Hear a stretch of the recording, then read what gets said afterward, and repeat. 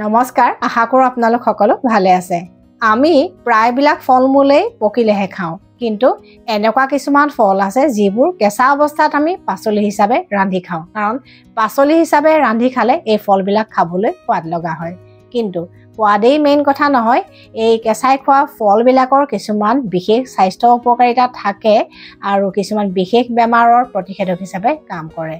তেনেকুৱা 4বিধ কেঁচাই খোৱা ফলৰ বিশেষ স্বাস্থ্য উপকাৰিতা আৰু ঘৰুৱা দিহাৰ কথা আজি আলোচনা কৰিম, যিবোৰ আপোনালোকে হয়তো সকলোৱে জানে আৰু যিসকলে নাজানে তেওঁলোক নিশ্চয় উপকৃত হ'ব। তেনেহ'লে জানো আহক এই 4বিধ কেঁচাই খোৱা ফল কি আৰু আমাৰ কাৰণে কিয় আৰু কিমান উপকাৰী।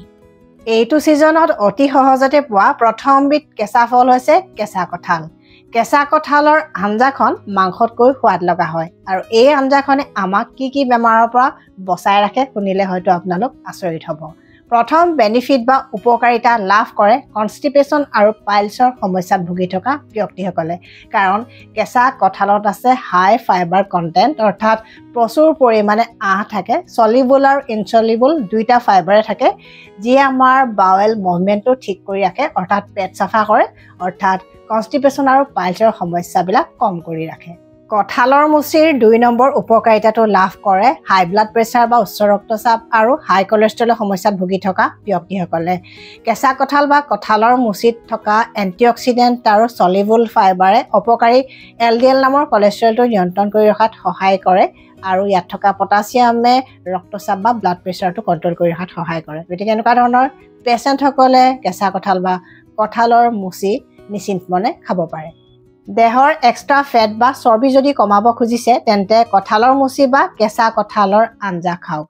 আপোনালোকে সকলোৱে জানে যে ফেট লছ কৰিবলৈ হ'লে ল' কেলৰি আৰু হাই ফাইবাৰ ডায়েটৰ প্ৰয়োজন হয় আৰু কেঁচা কঁঠাল বা কঁঠালৰ মুচি হৈছে তেনেকুৱা ধৰণৰ ল' কেলৰি আৰু হাই ফাইবাৰ ফুড। এনেকুৱা ধৰণৰ খাদ্য খালে আমাৰ পেট সোনকালে ভৰি যায়, বহুত দেৰিলৈকে ভোক নালাগে। সেইকাৰণে ভাতৰ লগত কঁঠালৰ মুচিৰ যদি আঞ্জা খোৱা যায় তেতিয়া স্বাভাৱিকতে ভাতৰ পৰিমাণ বা কাৰ্বহাইড্ৰেটৰ পৰিমাণ কমি যায় আৰু বহুত দেৰিলৈকে ভোক নলগাৰ কাৰণে আনৱান্টেড ক্ৰেভিং বা ইটো সিটো খাই থকাৰ অভ্যাসবোৰো নাইকিয়া হয়। লাহে লাহে দেহৰ এক্সট্ৰা চৰ্বিখিনি কমিবলৈ ধৰে আৰু কেঁচা কঁঠালত থকা এণ্টিঅক্সিডেণ্ট আৰু ফাইবাৰে আমাৰ ডাইজেশ্যন ভাল কৰে, মেটাবলিজিম ভাল কৰে বা যিকোনো ধৰণৰ ফেটি লিভাৰৰ সমস্যা, কলেষ্ট্ৰলৰ সমস্যা কমাই ৰাখে, যাৰ বাবে দেহৰ এক্সট্ৰা চৰ্বি নিজে নিজে কমি যায়। গতিকে এনেকুৱা খাদ্যবোৰ খাদ্য তালিকাত আমি অন্তৰ্ভুক্ত কৰিব লাগে যদি আমি ফিট থাকিব খোজোঁ। কঁঠালৰ মুচি ডায়েবেটিছ ৰোগীৰ বাবে ভাল, কিন্তু কিয়? কঁঠালৰ মুচিৰ গ্লাইচেমিক ইণ্ডেক্স কম আৰু ইয়াত ফাইবাৰ বেছি থাকে, কেলৰি কম থাকে। গতিকে ডায়েবেটিছ ৰোগীৰ ক্ষেত্ৰত চুগাৰ স্পাইক নহয়, অৰ্থাৎ কঁঠালৰ মুচি খালে তেওঁলোকৰ তেজত ব্লাড চুগাৰটো হঠাৎ নেবাঢ়ে। তাৰ উপৰিও কঁঠালৰ মুচি খালে পেট সোনকালে ভৰি যায়, গতিকে ভাতৰ পৰিমাণো কমি যায়, অৰ্থাৎ সকলোখিনি বেলেঞ্চ হৈ থাকে। আৰু ডায়েবেটিছ ৰোগীৰ প্ৰায়ে কনষ্টিপেশ্যনৰ সমস্যা থাকে, কিছুমানৰ হাই ব্লাড প্ৰেছাৰ, হাই কলেষ্ট্ৰলৰ সমস্যা থাকে। এই গোটেইবিলাক সমস্যা উপশম কৰাটো কঁঠালৰ মুচিয়ে সহায় কৰে। গতিকে ডায়েবেটিছ পেচেণ্টসকলে কঁঠালৰ মুচিৰ আঞ্জা খাব পাৰে। কঁঠালৰ মুচি হৈছে এবিধ আইৰণযুক্ত খাদ্য, কাৰণ কঁঠালৰ মুচি কাটি থোৱাৰ পিছত ইয়াৰ ৰংটো মুগা ৰঙৰ হয় বা ক'লা ৰঙৰ হয়। গতিকে ইয়াত আইৰণৰ পৰিমাণ বেছি থাকে। সেইকাৰণে যাৰ ৰক্তহীনতা বা এনিমিয়া থাকে তেওঁলোকৰ কাৰণেও কঁঠালৰ মুচি বিৰাট উপকাৰী। 2 নম্বৰ জনপ্ৰিয় কেঁচা ফলবিধ হৈছে কেঁচা আম। পৰম্পৰাগতভাৱে বহাগ বিহুৰ পৰাই কেঁচা আমৰ বিভিন্ন ব্যঞ্জনৰ জুতি লোৱা হয়, যিয়ে আমাক বিভিন্ন ৰোগৰ পৰা প্ৰাকৃতিকভাৱে বচাই ৰাখে। প্ৰথম উপকাৰিতাটো আমাৰ পাচনতন্ত্ৰ বা ডাইজেষ্টিভ ছিষ্টেমৰ ক্ষেত্ৰত দেখা যায়। আয়ুৰ্বেদ শাস্ত্ৰৰ মতে কেঁচা আম হৈছে ৰুচি বৰ্ধক, অৰ্থাৎ ই হৈছে এটা নেচাৰেল এপিটাইজাৰ, যিয়ে আমাৰ খাদ্যৰ প্ৰতি ৰুচি বঢ়ায় বা ভোক বঢ়ায় আৰু হজমি শক্তিও ভাল কৰে, পেটৰ বিভিন্ন সমস্যা স্বাভাৱিকতে উপশম কৰি ৰাখে। কাৰণ ইয়াত আছে পেকটিন নামৰ এটা বিশেষ ধৰণৰ ফাইবাৰ, যিয়ে ডাইজেশ্যন ভাল কৰে। তাৰ উপৰিও এনজাইমবিলাক এক্টিভেট কৰে, অৰ্থাৎ এনজাইমবিলাক সক্ৰিয় কৰে আৰু আমাৰ হজমি শক্তি ভাল কৰে। তাৰ উপৰিও আমাৰ অন্ত্ৰত প্ৰৱেশ কৰা অপকাৰী বা হাৰ্মফুল বেক্টেৰিয়াবিলাকো ধ্বংস কৰে। গতিকে কেঁচা আম আমাৰ কাৰণে বিৰাট উপকাৰী। কেঁচা আম, পদিনা, আদা আৰু ক'লা নিমখ দি বনোৱা চাটনিখন পেটৰ বিভিন্ন সমস্যাৰ কাৰণে ডাঙৰ মেডিচিন। কেঁচা আমে আমাৰ লিভাৰ আৰু গল ব্লাডাৰ ভালে ৰাখে। কেঁচা আমে আমাৰ লিভাৰ এনজাইমবিলাক এক্টিভেট কৰে বা সক্ৰিয় কৰে আৰু বাইল জুচ বা পিত্তৰসৰ উৎপাদন সঠিকভাৱে হোৱাটো সহায় কৰে আৰু লিভাৰ আৰু গল ব্লাডাৰৰ নৰ্মেল ফাংচনিঙত সহায় কৰে। জণ্ডিছ, ফেটি লিভাৰ বা গল ব্লাডাৰৰ সমস্যাবিলাক কেঁচা আম খালে যথেষ্ট কমি থাকে। দাঁত আৰু দাঁতৰ আলু বা গামছৰ কাৰণেও কেঁচা আম খুব ভাল, কাৰণ ইয়াত আছে প্ৰচুৰ পৰিমাণে ভিটামিন চি। যাৰ গাম ব্লিডিং বা দাঁতৰ আলুৰ পৰা তেজ ওলোৱাৰ সমস্যা আছে তেওঁলোকৰ কাৰণে কেঁচা আম খুব ভাল, কাৰণ ভিটামিন চিৰ ডেফিচিয়েঞ্চিৰ কাৰণে এনেকুৱা সমস্যাবিলাক হয়। গতিকে দাঁত আৰু দাঁতৰ আলু ষ্ট্ৰং হোৱাটো যদি বিচাৰে তেন্তে বতৰৰ ফল কেঁচা আম খাওক। কেঁচা আমৰ দৰে টেঙা ফলবোৰ খালে তেজ পনীয়া হয় বুলি বহুতৰে এটা ভুল ধাৰণা আছে। আচলতে কেঁচা আমৰ দৰে টেঙা ফলবোৰত থাকে প্ৰচুৰ পৰিমাণে ভিটামিন চি, আৰু এনেকুৱা ভিটামিন চিয়ে আমি খোৱা খাদ্যত থকা আইৰণৰ শোষণত সহায় কৰে আৰু ৰক্তহীনতা বা এনিমিয়া দূৰ কৰে।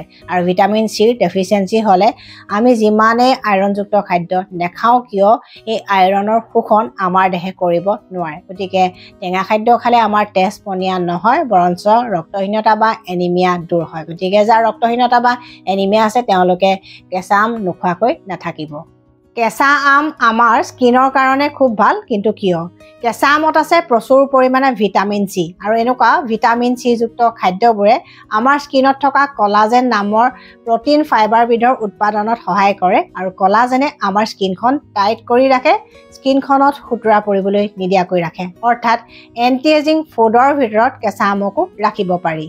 প্ৰাকৃতিক উপায়েৰে আপুনি আপোনাৰ দেহৰ ইমিউনিটি বা ৰোগ প্ৰতিৰোধ ক্ষমতা যদি বঢ়াব খুজিছে তেন্তে কেঁচা আমৰ দৰে খাদ্যবোৰ খাওক, কাৰণ কেঁচা আমত থকা ভিটামিন চিয়ে আমাৰ দেহৰ ইমিউনিটি বা ৰোগ প্ৰতিৰোধ ক্ষমতা বৃদ্ধি কৰে। গতিকে আৰ্টিফিচিয়েলি বা যিকোনো ছাপ্লিমেণ্টৰ যোগেদি ইমিউনিটি বঢ়াবলৈ চেষ্টা কৰাতকৈ এনেকুৱা নেচাৰেল ফুড চ'ৰ্চৰ ওপৰত বেছি নিৰ্ভৰশীল হোৱাটো ভাল।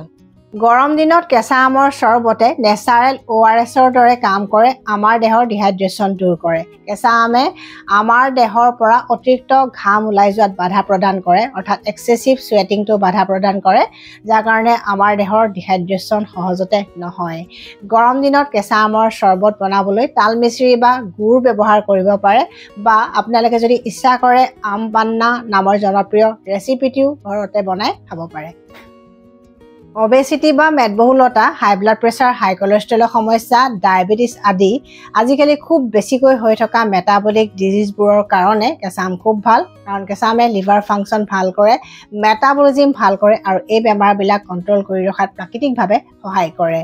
পটাছিয়ামে ৰক্তচাপ বা ব্লাড প্ৰেছাৰ কণ্ট্ৰল কৰাত সহায় কৰে, আৰু এণ্টিঅক্সিডেণ্ট আৰু ফাইবাৰে অপকাৰী LDL নামৰ কলেষ্ট্ৰলটো নিয়ন্ত্ৰণ কৰি ৰাখে, হাৰ্ট হেল্ডি কৰি ৰাখে আৰু ডায়েবেটিছ পেচেণ্টৰো বহু সমস্যা সমাধান কৰি ৰাখে।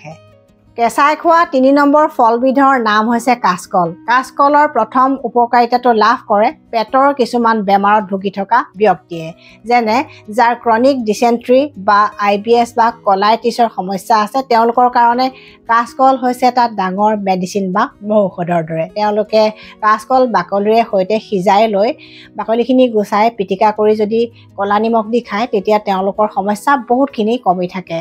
বা যিসকলৰ ডিচেণ্ট্ৰি, ডায়েৰিয়া আদি পেটৰ সমস্যা হয় তেওঁলোকে কেঁচা কাচকল এডোখৰ বাকলিৰে সৈতে খুন্দি তাৰ ৰসখিনি চেকনিৰে চেকি লৈ অকণমান ক'লা নিমখ দি ৰাতিপুৱা খালী পেটত কেইদিনমান একেৰাহে নিয়মীয়াকৈ খাই দিলে পেটৰ এই সমস্যাবিলাক সহজতে দূৰ হয়। অৱশ্যে যাৰ কনষ্টিপেশ্যন আৰু পাইলছৰ সমস্যা থাকে তেওঁলোকে কাচকল বেছিকৈ খাব নালাগে, কাৰণ ইয়াত বেছি পৰিমাণে আইৰণ থাকে আৰু আইৰণযুক্ত খাদ্যবোৰে কোষ্ঠকাঠিন্য বা কনষ্টিপেশ্যনৰ সমস্যা বঢ়ায়। গতিকে এইখিনি কথাও সকলোৱে জনাটো দৰকাৰ। গৰ্ভৱতী মহিলা আৰু প্ৰসূতিসকলৰ কাৰণে নেচাৰেল আইৰণ টনিক হৈছে কাচকল, কাৰণ কাচকলত প্ৰচুৰ পৰিমাণে আইৰণ আৰু ভিটামিন B6 থাকে, যিয়ে তেজত হিমগ্ল'বিনৰ পৰিমাণ বঢ়ায় আৰু ৰক্তহীনতা বা এনিমিয়া দূৰ কৰে। অকল তেওঁলোক বুলিয়ে নহয়, যি মানুহৰ আইৰণ ডেফিচিয়েঞ্চি এনিমিয়া থাকে তেওঁলোকে কাচকল খাদ্য তালিকাত অন্তৰ্ভুক্ত কৰিলে যথেষ্ট উপকৃত হ'ব। কিন্তু তাৰ লগতে অকণমান ভিটামিন চিযুক্ত খাদ্য খোৱাটো গুৰুত্ব দিব, তেতিয়া বেছি ভাল ৰিজাল্ট পাব। কাচকল আমাৰ বোন বা হাড়ৰ কাৰণেও খুব ভাল, কাৰণ ইয়াত আছে কেলছিয়াম আৰু মেগনেছিয়াম। জইণ্ট পেইন বা গাঁঠিৰ বিষৰ সমস্যা থকা মানুহৰ কাৰণেও কাচকল হৈছে উত্তম পথ্য। কাচকল হাৰ্টৰ কাৰণেও ভাল, ইয়াত থকা পটাছিয়ামে ব্লাড প্ৰেছাৰটো কণ্ট্ৰল কৰাত সহায় কৰে আৰু কলেষ্ট্ৰলো নিয়ন্ত্ৰণ কৰাত সহায় কৰে। গতিকে যিকোনো মানুহে কাচকল খালে যথেষ্ট উপকৃত হয়। 4 নম্বৰ কেঁচা ফলবিধ হৈছে কেঁচা অমিতা। কেঁচা অমিতা পেটৰ কেইবাটাও বেমাৰৰ যে ঔষধ এই কথাটো হয়তো বহুতেই জানে। যাৰ পেট চাফা নহয় অৰ্থাৎ যাৰ কনষ্টিপেশ্যন আৰু পাইলছৰ সমস্যা আছে তেওঁলোকৰ কাৰণে কেঁচা অমিতা এটা ডাঙৰ মেডিচিন বা ঔষধৰ দৰে। কাৰণ কেঁচা অমিতা হৈছে এটা নেচাৰেল লেক্সেটিভ অৰ্থাৎ ইয়াত থকা ফাইবাৰ আমাৰ পেট পৰিষ্কাৰ কৰি ৰাখে আৰু এই সমস্যা দুটাৰ লক্ষণবিলাকো যথেষ্ট কমাই ৰাখে। আৰু যি মানুহে কেঁচা অমিতা মাজে মাজে খাই থাকে তেওঁলোকৰ এই বেমাৰকেইটা হোৱাৰ সম্ভাৱনাও কমি থাকে। আৰু কেঁচা অমিতাত আছে পেপেইন, কাইমোপেপেইন এনেকুৱা ধৰণৰ কিছুমান এনজাইম যিয়ে আমাৰ দেহৰ যিটো পাচন তন্ত্ৰ সেই পাচন তন্ত্ৰৰ কাম কাজ সুকলমে হোৱাত সহায় কৰে, হজমি শক্তি ভাল কৰে আৰু এলকেলাইন হোৱাৰ বাবে অৰ্থাৎ খাৰধৰ্মী হোৱাৰ কাৰণে এচিডিটি বা গেষ্ট্ৰাইটিছৰ সমস্যাও কম কৰি ৰাখে। গতিকে কেঁচা অমিতাৰ চব্জি খোৱা মানুহৰ পেটৰ সমস্যাবিলাক কম থাকে।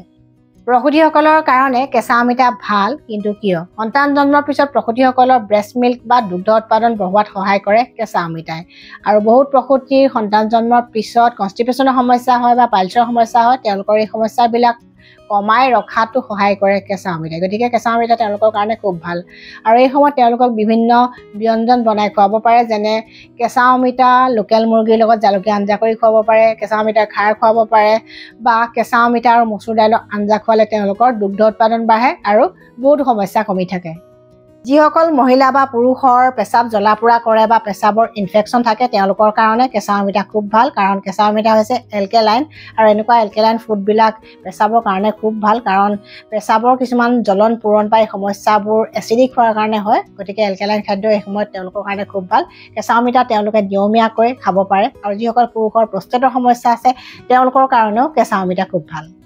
কেঁচা অমিতা আমাৰ লাংছ বা হাওঁফাওৰ কাৰণেও ভাল। যাৰ চৰ্দি, কাহ, এলাৰ্জি, হাঁপানি, ব্ৰংকাইটিছ আদি সমস্যা থাকে তেওঁলোকৰ কাৰণে উত্তম পথ্য হৈছে কেঁচা অমিতা। আৰু গাঁঠিৰ বিষৰ সমস্যা থকা মানুহৰ কাৰণেও কেঁচা অমিতা খুব ভাল। বিশেষকৈ ৰিমটইড আৰ্থ্ৰাইটিছ বা বাত বিষ, অষ্টিঅ' আৰ্থ্ৰাইটিছ, গাউটি আৰ্থ্ৰাইটিছ আদিত ভুগি থকা ব্যক্তিৰ কাৰণে কেঁচা অমিতা উত্তম পথ্য বা উত্তম খাদ্য। আৰু কেঁচা অমিতাই আমাৰ দেহটো প্ৰাকৃতিকভাৱে শোধন কৰাত সহায় কৰে বা বডি ডিটক্স কৰে। কাৰণ ই হৈছে এবিধ খাৰধৰ্মী খাদ্য বা এলকেলাইন ফুড। আৰু এলকেলাইন ফুডৰ গুৰুত্ব বা ইম্পৰ্টেঞ্চৰ কথা আজিকালি সকলোৱে জানে। আৰু এই 4বিধ খাদ্য আপোনালোকে সপ্তাহটোত 2-3 দিনকৈ যদি খোৱাৰ অভ্যাস কৰে নিশ্চয় আপোনালোকে এই বেমাৰবিলাকৰ পৰা প্ৰাকৃতিকভাৱে বাচি থাকিব পাৰিব। কাৰণ প্ৰিভেনশ্যন ইজ বেটাৰ দেন কিয়ৰ বুলি ইংলিছত এষাৰ কথা আছে। গতিকে আপোনালোকে ভিডিঅ'টো চাই যদি ভাল পাইছে শ্বেয়াৰ কৰিব আৰু নতুন ভিউৱাৰ্ছসকলে মোৰ চেনেলটো ছাবস্ক্ৰাইব কৰিবলৈ নাপাহৰিব। Stay healthy, stay happy.